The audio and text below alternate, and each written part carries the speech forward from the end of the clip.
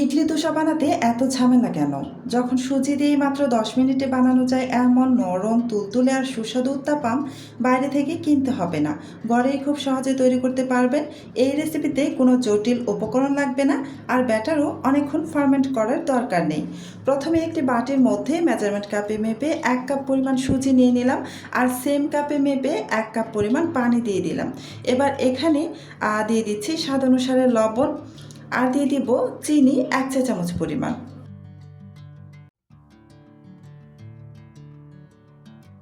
এবার নেড়েচেড়ে ভালো করে মিশিয়ে নিচ্ছি। একদম ঝামেলা ছাড়া কম সময়ের মধ্যে এই রেসিপিটা তৈরি করতে পারবেন। হাতে মাত্র আ অল্প কিছু সময় থাকলেই কিন্তু এই রেসিপিটা ঝটপট তৈরি করে সকালের নাস্তায় খেতে পারবেন। আর এই নাস্তাটা খেতে কিন্তু ভীষণ ভালো লাগে। মানে এই উত্তাপামগুলো খেতে খুবই টেস্টি লাগে। তো আপনারা চাইলে কিন্তু একবার ট্রাই করতেই পারেন। তো এই যে ঢাকনা দিয়ে ঢেকে এবার রেখে দিচ্ছি প্রায় ১০ মিনিটের মতো। তো এদিকে আমি কিছু উপকরণ নিয়েছি কাঁচামরিচ ৩টি আর ১টি পাকা টমেটো আর ১টি মিডিয়াম সাইজের পেঁয়াজ খোসা ছাড়িয়ে নিয়েছি কিছু ধনিয়া পাতা। আমি এই সবগুলো কিন্তু খুব ভালো করে ধুয়ে নিয়েছি। এবার এই প্রত্যেকটা উপকরণ আমি একটু কেটে নেব। প্রথমেই আমি কাঁচামরিচটাকে কুচি করে কেটে নেব।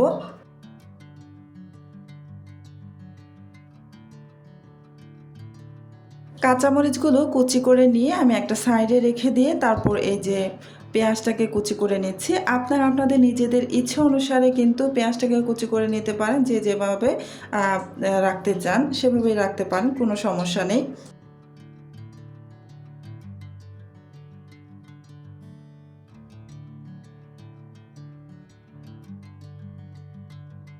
পেঁয়াজটাও কুচি করে নেওয়া হয়ে গিয়েছে। এবার একটা সাইডে রেখে দিয়ে আমি টমেটোটাকে কুচি করে কেটে নেব। একদম ছোট, ছোট কিউব করে কেটে নেব।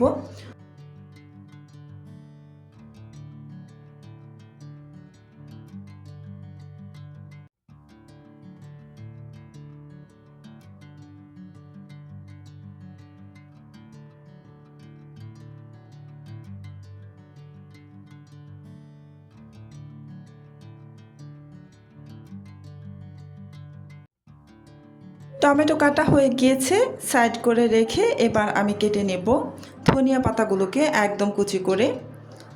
তো তার আগে এই টমেটো, পেঁয়াজ কুচি আর কাঁচামরিচ কুচি একটি প্লেটের মধ্যে উঠিয়ে নিচ্ছি।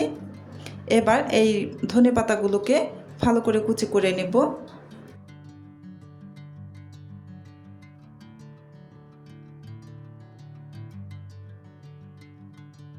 সবগুলো কাটাকুটি করে নেওয়া শেষ। এবার একটি প্লেটের মধ্যে উঠিয়ে নিয়েছি। এগুলোকে আমি আরও অন্য একটা প্লেটের মধ্যে সবগুলো নিয়ে নিচ্ছি।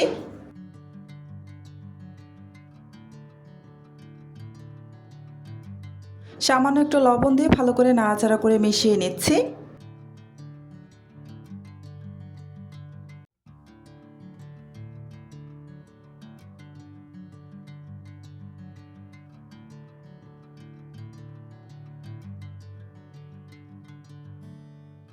প্রায় ১০ মিনিট কিন্তু সুজিটাকে আমি ভিজিয়ে রেখেছিলাম। এবার এই সুজিটাকে খুব ভালো করে ফেটিয়ে নিচ্ছি। খুব ভালো করে কিন্তু ফেটিয়ে নিতে হবে।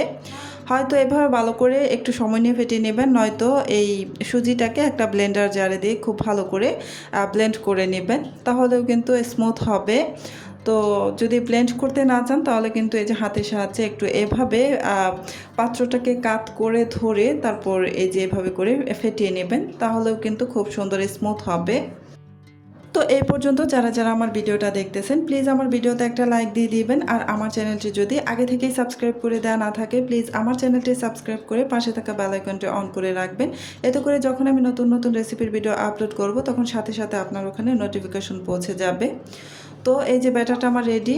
আমি চুলায় একটা প্যান বসিয়ে গরম করে তেল ব্রাশ করে রেখেছিলাম। তার উপরে আমি ১ চামচ পরিমাণ ব্যাটার দিয়ে এই উত্তাপামের ওপরে আমি এই যে টমেটো, পেঁয়াজ, কাঁচামরিচ যে আমি একসাথে মিক্স করে রেখেছিলাম সেটা কিন্তু আমি আমার পছন্দ মতো সাজিয়ে নিচ্ছি। তো আপনারা আপনাদের ইচ্ছে অনুযায়ী কম বা বাড়িয়ে যে যেমনটা রাখতে পছন্দ করবেন ঠিক তেমনটাই দিয়ে একটি চামচ দিয়ে হালকা করে একটু চাপ দিয়ে ব্যাটারের মধ্যে ভালো করে লাগিয়ে নিয়ে তারপর ঢাকনা দিয়ে ঢেকে প্রায় ১ মিনিটের মতো অপেক্ষা করলে কিন্তু হয়ে যাবে। তো ১ মিনিট পর আমি সামান্য একটু তেল দিয়ে দিলাম, দিয়ে উল্টে পাল্টে কিন্তু একটু ভেজে নেব।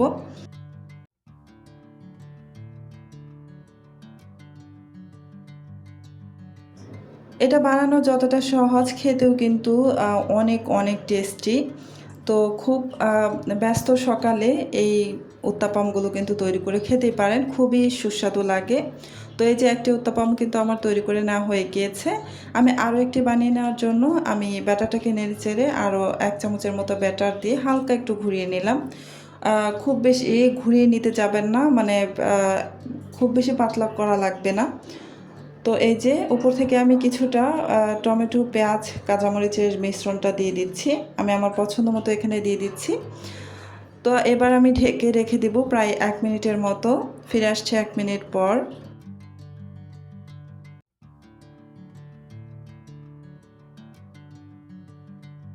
1 মিনিট পর ঢাকাটা সরিয়ে নিয়ে আমি এখানে সামান্য একটু তেল দিয়ে দিচ্ছি। এই উত্তাপামগুলোকে কিছুটা তেল দিয়ে ভেজে নেবেন, এতে করে কিন্তু এই উত্তাপামগুলো খেতে ভীষণ ভালো লাগে। তো উল্টে দিয়ে আবারও ঢেকে রেখে দিলাম আরও 1 মিনিটের মতো। তো আরও 1 মিনিট পর আমি ঢাকাটা সরিয়ে এই যে উল্টে দিচ্ছি। দেখুন 2 পাশে কিন্তু খুব সুন্দরভাবে হয়ে গিয়েছে। নামিয়ে নিলাম। দেখতে পাচ্ছেন কত সুন্দর লাগছে, আর খেতেও কিন্তু খুবই মজার।